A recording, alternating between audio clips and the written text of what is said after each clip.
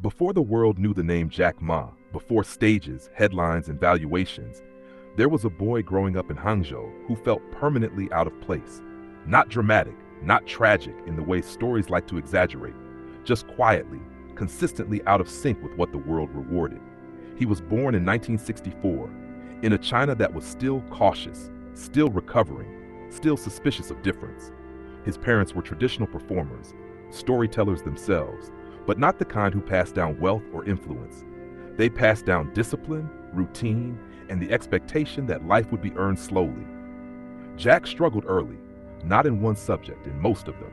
School did not fit him. Memorization bored him. Rigid structure drained him.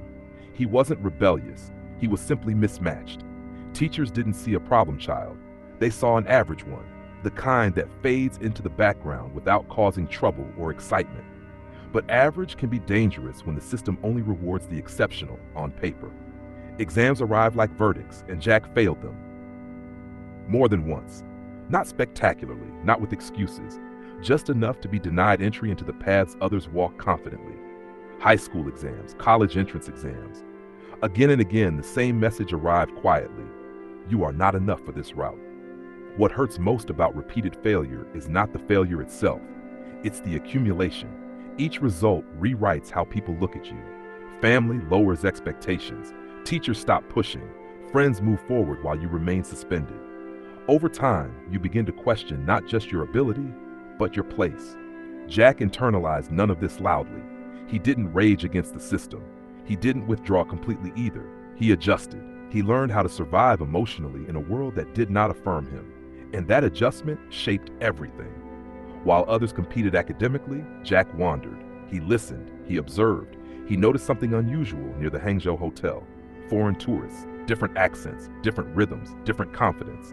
Instead of avoiding them, he approached them. At first awkwardly, broken English, nervous smiles, no agenda, just curiosity. Then consistency.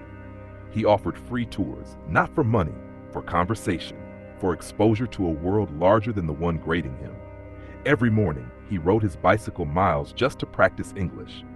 Not because anyone told him it mattered, but because it made him feel visible. Those conversations didn't change his circumstances, but they changed his imagination. They planted a dangerous idea. The judgments he lived under were not universal. The world was bigger than the system evaluating him. Still, reality did not bend easily. After multiple failed attempts at college entrance exams, Jack was finally accepted into a teacher's institute. Not prestigious, not competitive, but it was an opening. He studied English, not because it promised status, but because it gave him language. Language gave him access. Graduation did not bring relief, it brought confrontation. He applied for jobs, simple ones, clerk positions, hotel staff, office assistants. Over and over he was rejected, sometimes politely, sometimes silently, sometimes publicly. One hiring process became symbolic. KFC opened in Hangzhou. 24 applicants, 23 hired. Jack was the only one rejected. That moment stayed with him. Not because it was humiliating, but because it was clear. Effort did not guarantee fairness. Participation did not guarantee inclusion.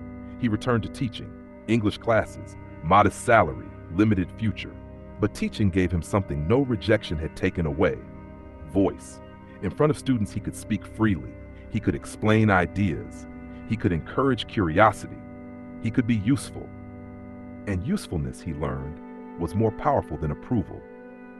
In the mid-1990s, Jack encountered the internet for the first time during a trip abroad. It wasn't love at first sight. It was confusion followed by clarity. He searched for information about China. There was almost nothing. A vast digital world existed, and his country barely appeared in it. That absence struck him deeply. He didn't see technology. He saw invisibility. And invisibility he understood better than most. That moment didn't make him an entrepreneur. It made him restless. He returned home with questions no one around him could answer. What if small businesses could be seen? What if geography mattered less? What if the gatekeepers weren't necessary? He didn't have money. He didn't have technical skills. He didn't have credibility. What he had was resistance to verdicts. That resistance had been forming since childhood. Every exam failed. Every job refused. Every quiet dismissal had trained him not to collapse under judgment. He had learned how to continue without validation. And that is where this story truly begins. Not with Alibaba, not with success, but with a man who had already survived being told no so many times that the word lost its power. When Jack Ma decided to step into business, it wasn't a declaration. It was more like a quiet refusal to stay where he was. He didn't wake up one morning believing he was destined to build a company. He simply felt that teaching alone would not contain the questions growing inside him. The internet was expanding, and China was only beginning to sense its implications. Jack sensed something else, that timing often matters more than preparation. His first venture barely resembled a startup. It was a small, fragile attempt to help Chinese companies create websites. The idea was simple, almost naive. Put businesses online so foreigners could find them. Jack didn't know how to code. He didn't understand infrastructure. He learned terminology as he went, often repeating phrases without fully grasping their technical depth. The company struggled from the beginning. Clients were skeptical. Most business owners saw the internet as irrelevant or risky. Payments were inconsistent. Infrastructure was unreliable. Jack spent more time explaining the future than delivering present results. The venture collapsed quietly, without headlines or sympathy. Failure did not surprise him. What surprised him was how little it discouraged him. He returned to teaching, but now teaching felt temporary. Something had shifted permanently. Once you see possibility, routine becomes heavier. He wasn't chasing wealth. He was chasing alignment between what he believed was coming and what he was doing each day. Opportunity came again, this time through a government-backed project related to e-commerce.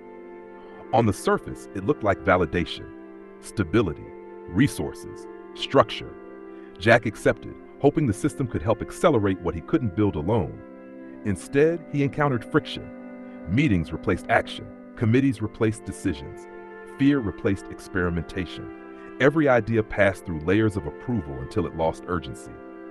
Jack realized something painful. Not all support accelerates progress. Some stability slows innovation by demanding safety. Leaving that position was not easy. He was walking away from predictability, something his life had rarely offered. Friends questioned his judgment, family worried, logic argued against him. But Jack had learned to distrust comfort that required silence. In 1999, he gathered a small group of friends in his apartment in Hangzhou. The room was unremarkable.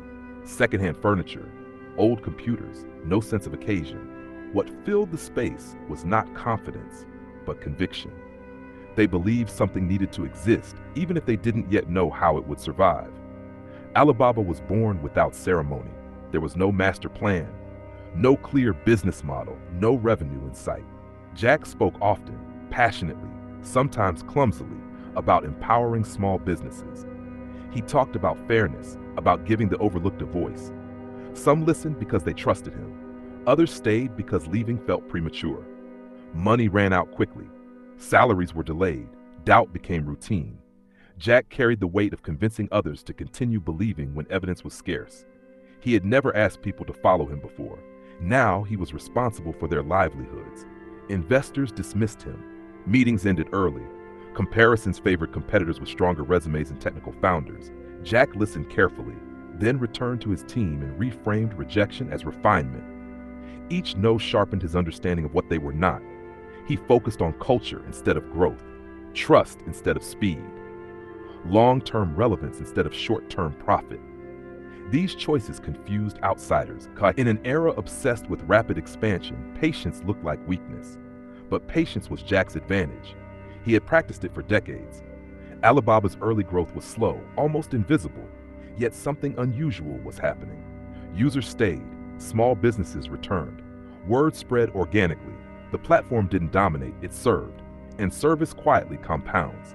Jack wasn't trying to outcompete giants, he was trying to outlast them. And that mindset prepared him for what came next, a confrontation that would test everything he believed about resilience, identity, and scale. Growth rarely arrives as celebration. More often, it arrives as pressure. As Alibaba began to matter, the cost of every decision increased.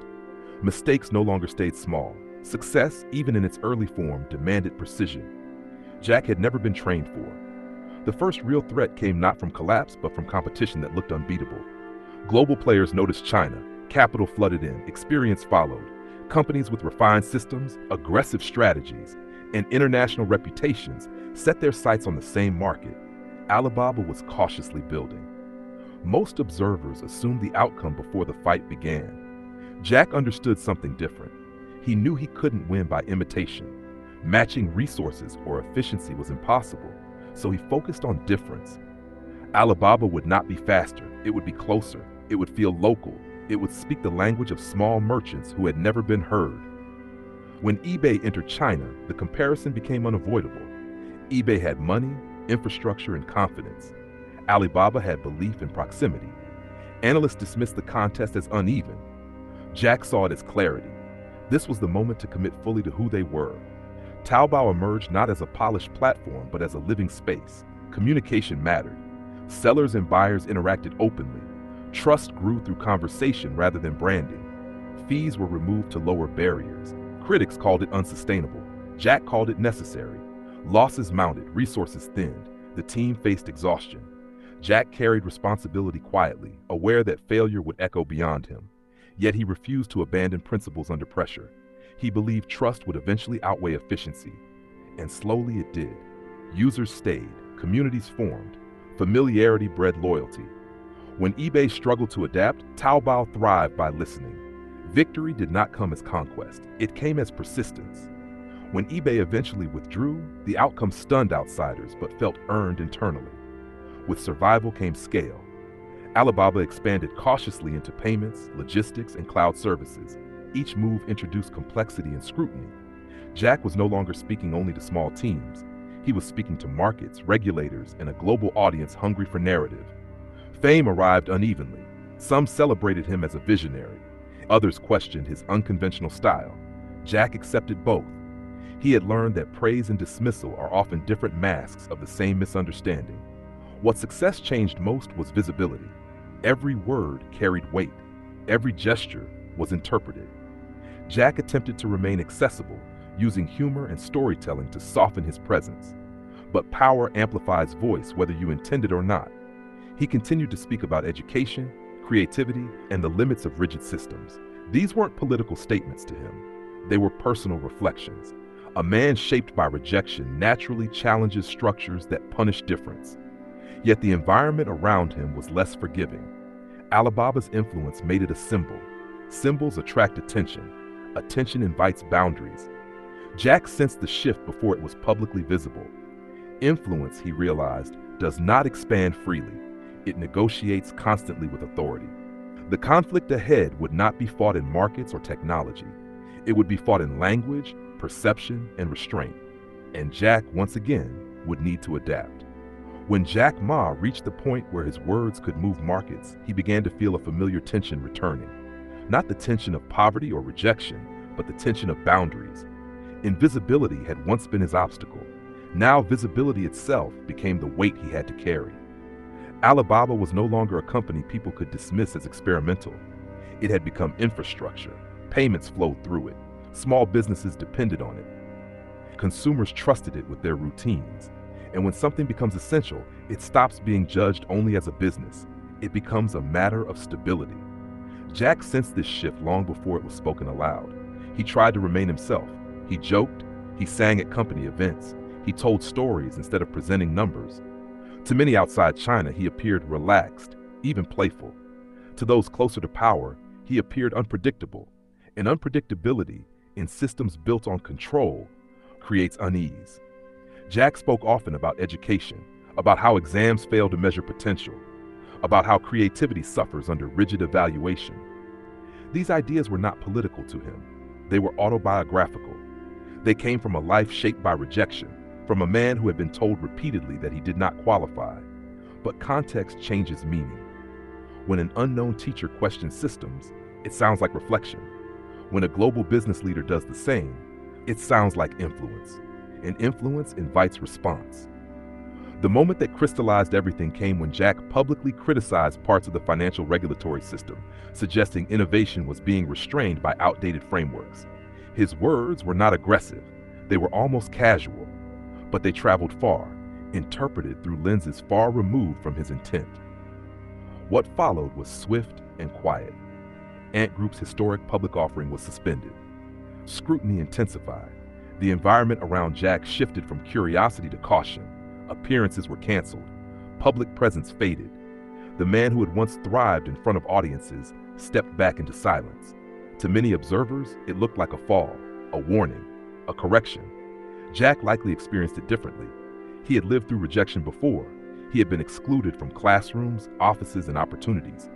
What was different now was scale, not essence. He was being reminded once again that systems decide limits, regardless of individual achievement. This time, however, he did not need to fight for survival. He chose withdrawal over confrontation, adaptation over defiance. Not because he was afraid, but because he understood something age teaches you. Not every battle preserves what you've built. He shifted his focus toward education, mentorship, and long-term thinking. He spoke less publicly, but not less intentionally. He allowed Alibaba to continue without his voice dominating it. Legacy replaced visibility as priority. Jack Ma's story does not end with disappearance or triumph. It settles into something quieter. A man who once resisted every verdict learned when to stop challenging and start protecting. He had proven what he needed to prove, not to the world, but to himself. The lesson is not that persistence always leads to uninterrupted success. It's that persistence teaches you how to move when success changes shape, how to adapt without losing identity, how to accept limits without surrendering purpose. He was never the smartest in the room. He was never the strongest. He was simply unwilling to let rejection decide who he became. And that refusal carried him farther than any approval ever could. At some point in every long journey, the noise fades, not because the world becomes quieter, but because you stop needing its reaction. Jack Ma reached that point later than most, not because he chased applause, but because his life had been shaped by absence. When you grow up without recognition, silence feels dangerous. You speak to prove you exist. For years, Jack spoke constantly, to teams, to students, to investors, to the public. Words were his bridge to relevance. They had saved him before. They had opened doors exams never did. So when silence returned later in life, it did not arrive as peace. It arrived as adjustment. Stepping back forced reflection. Jack began to understand that much of his drive was not about success itself, but about correction. Each achievement quietly answered an old rejection. Each milestone rewrote a memory. This is common among those who rise from being overlooked. Ambition becomes a dialogue with the past. But the past never fully disappears. Even after building one of the world's most influential companies, Jack carried the mindset of someone who could be excluded at any moment. That awareness kept him sharp, but it also kept him restless. He was always preparing for the next no, even when surrounded by yes. As he distanced himself from daily operations, he began to talk more about younger generations, about how systems label too early, about how pressure suffocates curiosity, about how failure, when repeated, can either hollow a person or forge resilience. These reflections were not theory. They were autobiography disguised as advice. Jack understood something deeply uncomfortable. His story could easily have ended differently. Slightly worse timing, slightly less persistence, one fewer person believing at the wrong moment. The margin between obscurity and influence had been thin. That realization softened him.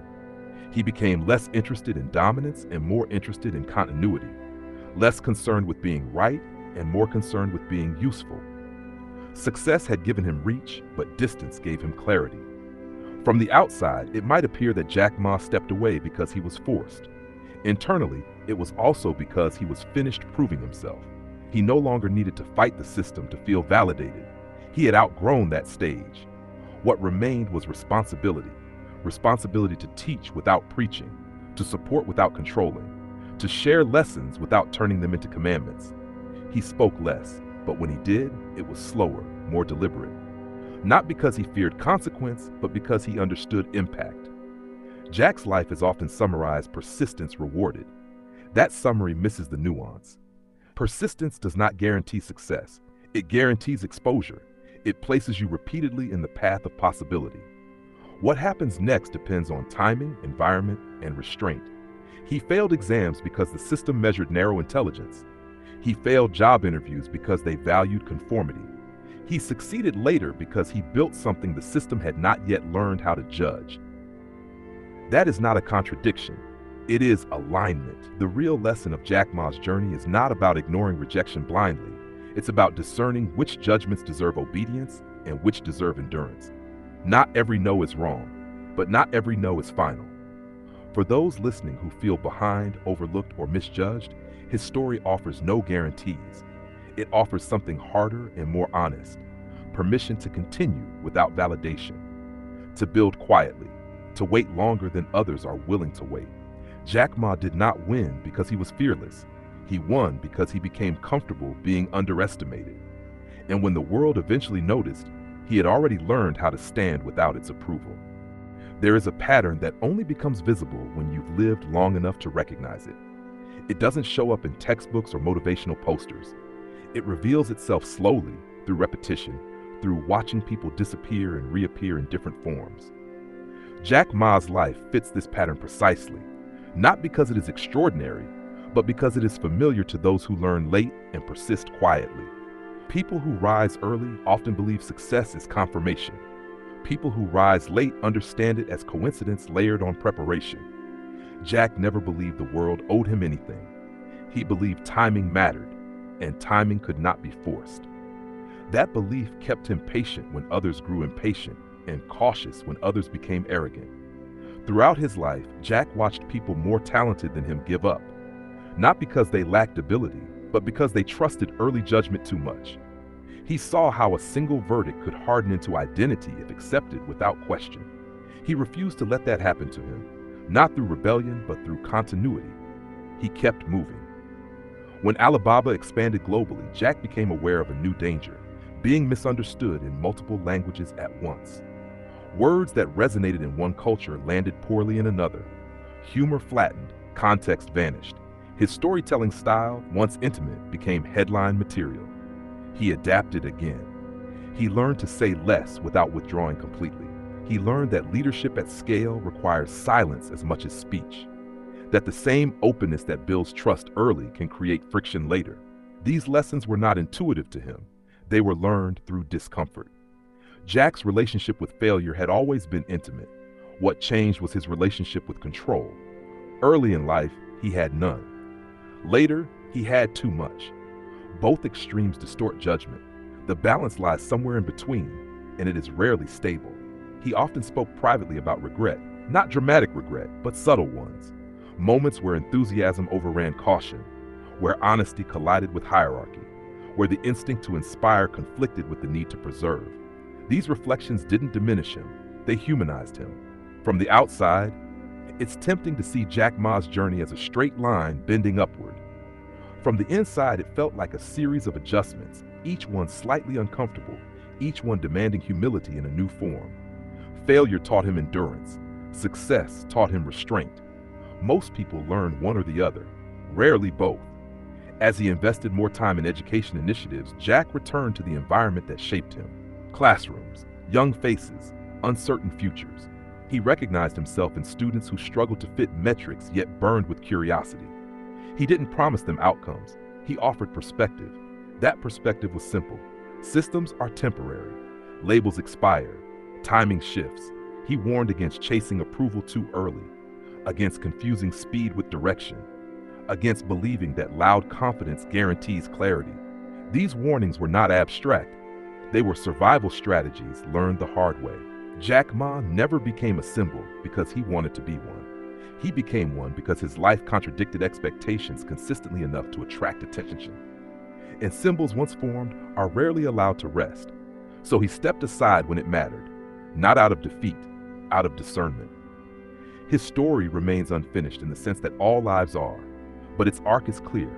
A boy judged early by narrow standards built a world large enough to ignore them. A man once rejected 30 times learned that the most dangerous rejection is the one you internalize. Everything else is negotiation. Long ambition changes the way time feels. When you want something deeply but know it may take decades, impatience becomes an enemy you have to manage daily. Jack Ma learned this earlier than most, not because he planned to be patient, but because he had no alternative. When progress comes late, you stop expecting dramatic turns. You learn to value small shifts. A conversation that opens a thought. A minor improvement that compounds quietly. A person who stays when leaving would be easier. Jack's life was built from these modest continuities, not from sudden breakthroughs. Patience, however, is not passive. It demands attention. It requires you to keep showing up without visible reward. This is where many people fail, not because they lack talent, but because they underestimate how long uncertainty can last. Jack endured uncertainty for so long that it stopped frightening him. He became fluent in not knowing. That fluency allowed him to make decisions without needing immediate confirmation. While others waited for proof, he acted on conviction shaped by observation. Self-trust did not come naturally to him. It was earned through repetition. Every time he survived a rejection, his confidence grew slightly, not in success, but in recovery. He didn't believe he would always win. He believed he would continue. That belief is subtle but powerful. As Alibaba matured, Jack watched a new generation chase speed, rapid scaling, immediate validation, public recognition before internal stability. He understood the temptation. Speed feels like progress. Visibility feels like safety. But both can be misleading. He had lived the opposite experience. Years of obscurity had strengthened his foundations. By the time attention arrived, the structure could hold it. Many who rise quickly discover too late that recognition amplifies weakness as efficiently as it amplifies strength. Jack spoke often about the cost of ambition, though rarely in dramatic terms. The cost was not just time or energy, it was misalignment. The risk of becoming someone your younger self would not recognize. The danger of confusing momentum with meaning. He reflected on how easily purpose can drift when goals are achieved.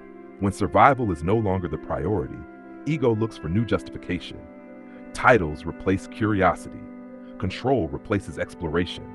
Jack resisted this drift imperfectly, but consciously. Stepping back from the spotlight forced him to confront a difficult question. Who are you when the thing you built no longer needs you? For many founders, this question arrives as loss. For Jack, it arrived as relief mixed with unease. He had always been needed. As a teacher, as a spokesperson, as a symbol. Now usefulness took a quieter form. Mentorship, philanthropy, thought. These roles lack applause, but they offer depth. Jack's relationship with ambition softened. He no longer needed to outrun judgment. He had already outlived it. What remained was stewardship, of ideas, of people, of lessons learned through friction rather than privilege. The cost of long ambition is that it reshapes you slowly. You become less reactive, more selective, less eager to prove, more careful to preserve. Some interpret this as retreat. Others recognize it as maturation. Jack Ma's story reminds us that success is not a finish line. It is a phase with its own responsibilities and risks. The same persistence that builds can also blind if left unchecked. Wisdom lies in knowing when to push and when to pause without fear. He never stopped believing in possibility. He simply stopped needing to be its loudest messenger.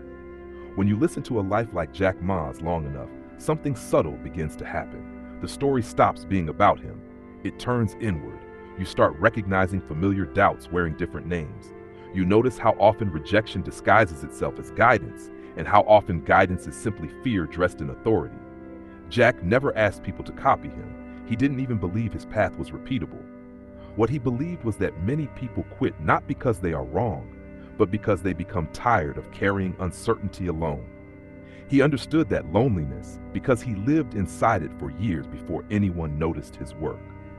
One of the least discussed aspects of his journey is how often he moved forward without encouragement. No mentors calling to check in, no institution signaling approval. Progress happened in isolation. Decisions were made without applause. That kind of solitude sharpens judgment in a way success never can. It teaches you to ask better questions. Am I moving because this matters or because I want to be seen? Am I resisting advice because it's wrong or because it hurts? Am I patient because I believe or because I'm afraid to change? Jack learned to live inside those questions without demanding immediate answers. He allowed clarity to arrive slowly. This made his decisions appear unconventional. In truth, they were simply unhurried.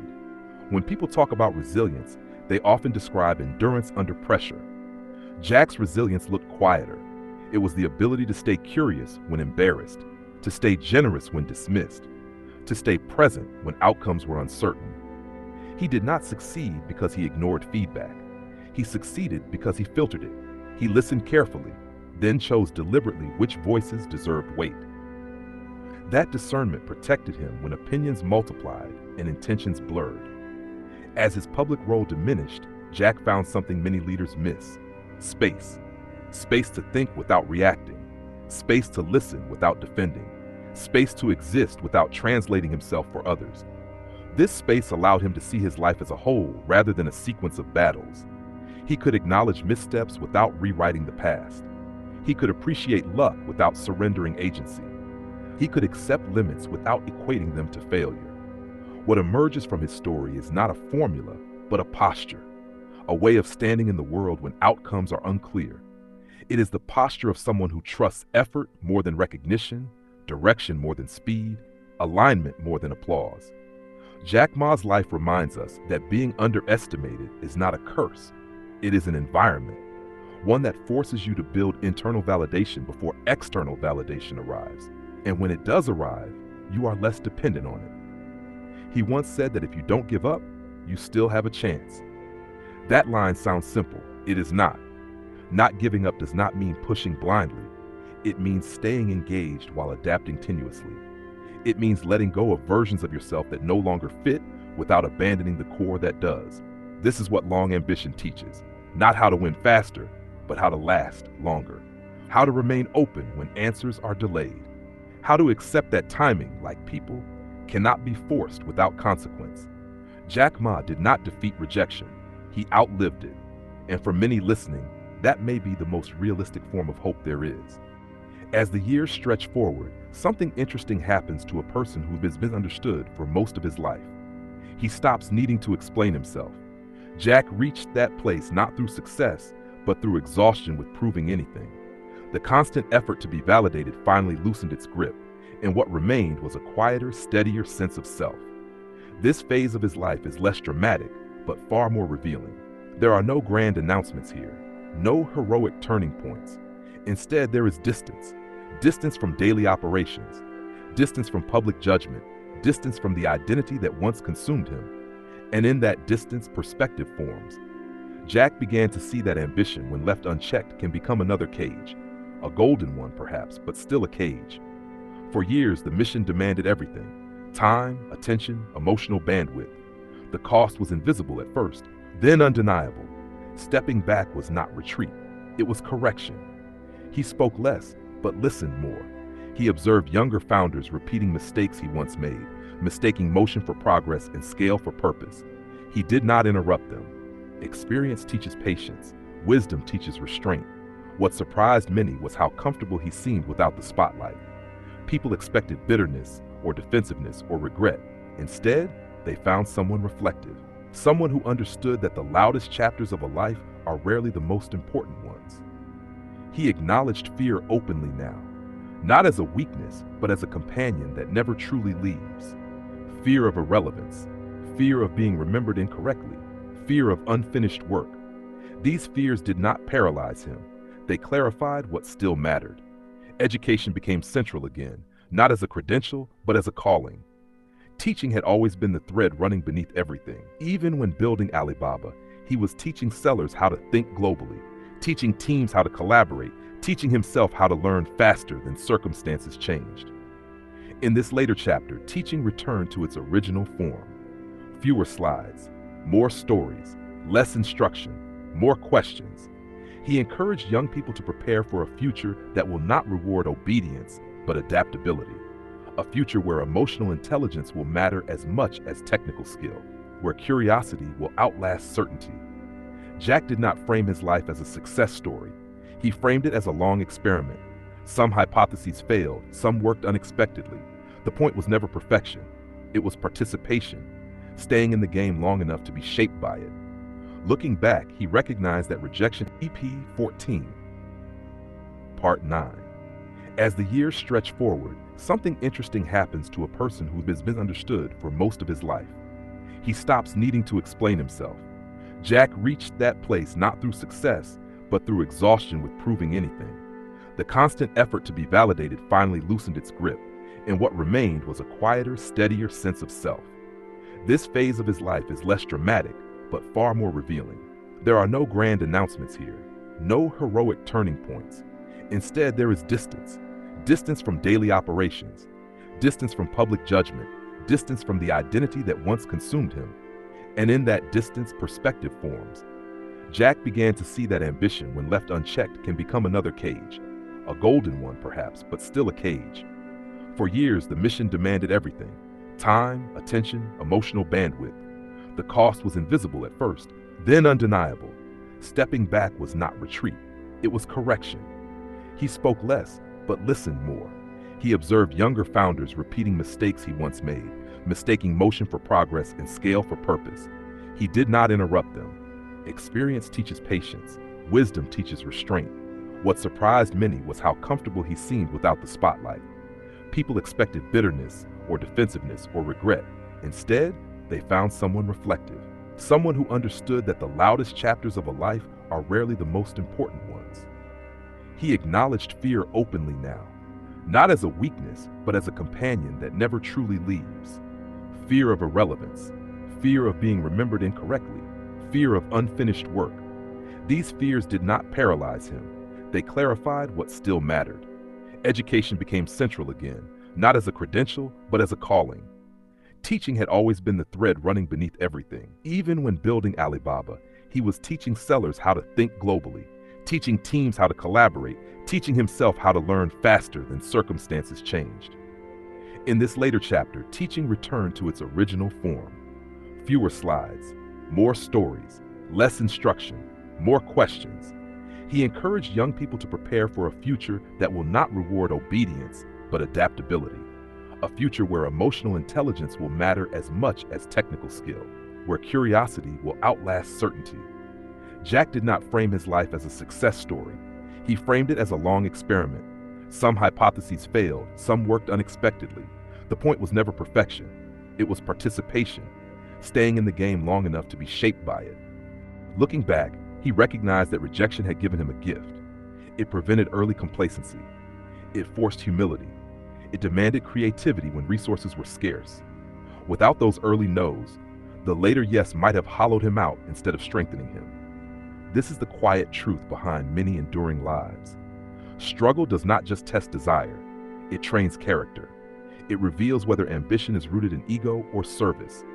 And when the noise finally fades, it is character that remains. Jack Ma's story, when viewed from a distance, is not about building a company. It is about becoming someone who could carry the weight of what he built without being crushed by it. And perhaps that is the real lesson for anyone listening now. Not how to rise quickly, but how to evolve slowly.